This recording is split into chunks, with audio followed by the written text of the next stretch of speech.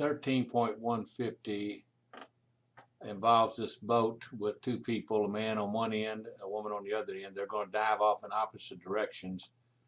With a relative, each time they dive, it's going to be with a relative speed with respect to the boat of 16 feet per second.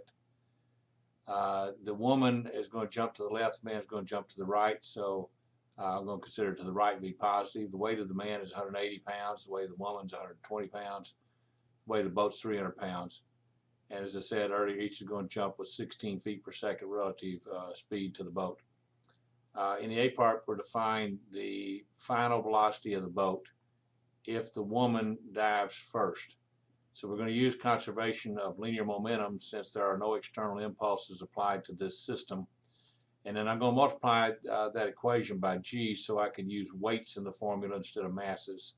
So what we start off with is the weight momentum initially of the system is 0 because you have 0 velocity.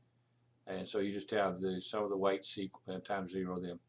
And after the woman dives, then you're left with the man and the boat together with some velocity v sub b, and then the woman with some velocity v sub w. And that's the weight momentum after she dives. The the velocity of the woman is going to be equal to the velocity of the boat plus the velocity of the woman with respect to the boat, and that's 16 feet per second. The reason it's a negative sign is because it's to the left. So we put that v sub w in right here and solve for v sub b, and we'll end up with this expression, which ends up with a plus 3.2, and that's to be expected. The boat moves to the right. And then we're going to start off doing another momentum expression, this time the man and the boat moving to the right at 3.2 feet per second. And then you got the boat with its velocity afterwards and the man with its velocity afterwards. So that's the momentum or weight momentum after the man jumps. The man jumps, his velocity is equal to the velocity of the boat plus 16 feet per second because that's his relative speed with respect to the boat. So you plug that in right here and solve for v prime out of the equation because there'll be two terms, a v prime from right there and a v prime from right here. And you'll get this expression, and when you plug your numbers in, you get a minus 2.8 feet per second right there. The next part of the problem is to work it again, except you want the final velocity of the boat after the man jumps first and then the woman jumps second.